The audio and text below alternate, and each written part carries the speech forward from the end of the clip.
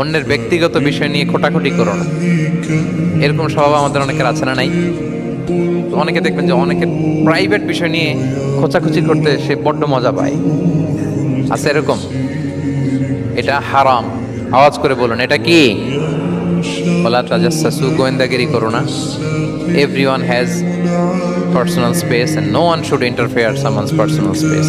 কেউ কারো পার্সোনাল স্পেসে ইন্টারফেয়ার করা যাবে না। প্রত্যেকের একটা প্রাইভেট এরিয়া আছে, প্রাইভেসি আছে। দেখেন ইসলাম প্রাইভেসিকে কত গুরুত্ব দেয়। প্রত্যেকের প্রাইভেসিকে ইসলাম কত গুরুত্ব দেয়।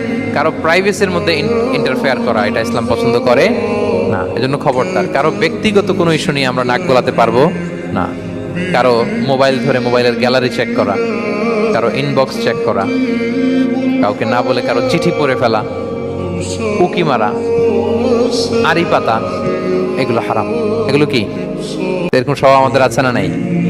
আড়ি পেতে শুনতে চাই, উকি মারি, তারপর সে কি করে দেখি তার প্রাইভেট মুহূর্তে, তারপর তার মোবাইল চেক করি, তার গ্যালারি চেক করি, তার ইনবক্স চেক করি। এই দায়িত্ব ইসলাম আমাদেরকে দেয়। এমনকি